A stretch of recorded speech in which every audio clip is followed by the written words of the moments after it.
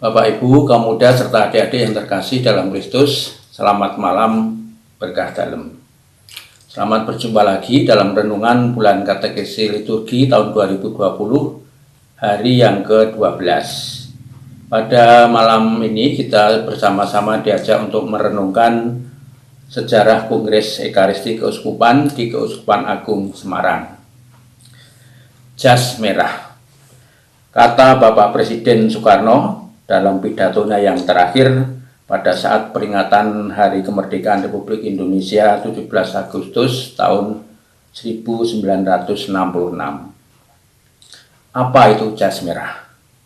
Jangan sekali-kali meninggalkan sejarah.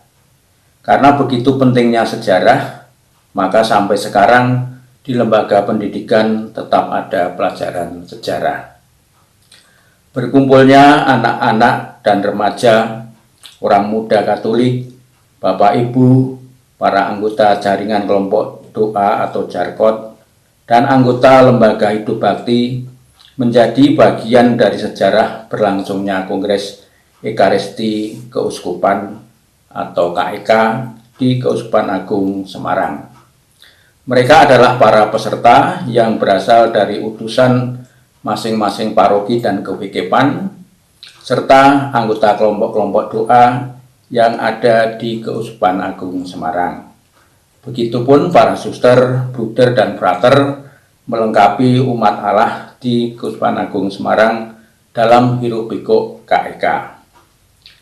Keuskupan Agung Semarang mengadakan KEK pertama pada tanggal 27 sampai 29 Juni tahun 2008 dengan tema Ekaristi berbagi 5 roti dan 2 ikan, dengan pusat kegiatan di Gua Maria Kerep, Ambarawa. 4 tahun kemudian, yaitu pada tanggal 22 sampai 24 Juni 2012, berlangsunglah KEK yang kedua di Keuskupan Agung Semarang dengan tempat di Kewikepan Yogyakarta. Ada 4 paroki sebagai tempat kegiatan, yaitu Bantul, Pugeran, Klepu, dan akhirnya ditutup di Paroki Ganjuran dengan mengambil tempat di sekitar ziarah Hati Kudus Yesus Ganjuran dengan tema Ekaristi tinggal dalam Kristus dan berbuah. Selanjutnya KEK yang ketiga dilaksanakan di 4 kewikepan dengan tema besar Ekaristi Sakramen Cinta Kasih. Kamu harus memberi mereka makan. Karena diadakan di 4 kewikepan secara berbeda, maka waktunya menjadi sangat panjang untuk tingkat keuskupan, yaitu mulai 29 Mei tahun 2016 sebagai pembuka di kewikepan Kedu, kemudian ditutup pada 19 Juni tahun 2019 di Gua Maria Sriningsih, Paroki Dalem, Kewikepan Surakarta. Dengan bantuan Allah dalam Roh Kudus, semoga sejarah Kongres Ekaristi di Keuskupan Agung Semarang masih akan bisa terus berlanjut. Pada bulan Juni 2020 ini pun sudah direncanakan terselenggaranya KEK keempat Keuskupan Agung Semarang.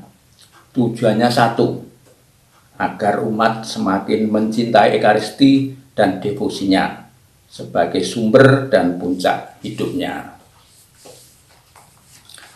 Bapak, Ibu, kaum muda, serta adik-adik yang terkasih, sejarah merupakan dokumen dari rangkaian peristiwa di masa yang lalu.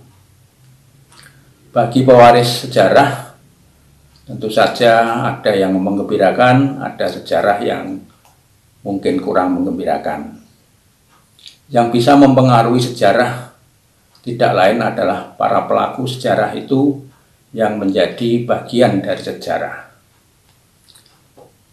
Nah, sejarah Kongres Ekaristi dimulai dari Perancis dengan diselenggarakannya Kongres Ekaristi Internasional yang pertama pada akhir bulan Juni tahun 1881. Dari sejarah penyelenggaraan Kongres Ekaristi Internasional yang sudah akan mencapai 52 kalinya pada tahun ini, dan juga Kongres Ekaristi Keuskupan yang akan mencapai 4 kali pada tahun 2020 ini, jelas menunjukkan bahwa Kongres Ekaristi itu mengalir dari Ekaristi dan bermuara pada Ekaristi yang menjadi pusat dan puncak kehidupan umat Kristiani. Sehingga Kongres Ekaristi itu masih terus perlu diselenggarakan. Karena yang pertama, Kongres Ekaristi dijunjung tinggi dan menjadi tanda iman dan cinta kasih sejati, sesuai anjuran Bapak Suci Paus Benediktus yang ke-16 dalam Sakramentum Caritatis Februari 2007 yang lalu. Yang kedua, Kongres Ekaristi dapat menjadi kesempatan umat bersama untuk berjumpa, berefleksi, mempelajari, merayakan, dan menghayati Ekaristi Maha Kudus dengan segala seginya. Bapak Ibu, kaum muda, serta adik-adik yang terkasih, demikian renungan kita tentang sejarah Kongres Ekaristi. Dengan memahami nilai-nilai yang terkandung dalam Kongres Ekaristi, semoga semangat kita tergerak untuk semakin mencintai Ekaristi dan berpartisipasi mendukung keberlanjutan penyelenggaraan Kongres Ekaristi sebagai salah satu bentuk devosi pada Ekaristi Maha Kudus. Dengan demikian, kita bukan hanya sebagai pewaris sejarah, kita berupaya untuk menjadi pelaku yang menjadi bagian dari sejarah itu sendiri. Dimuliakanlah Tuhan kini dan sepanjang masa. Amin. Berkah dalam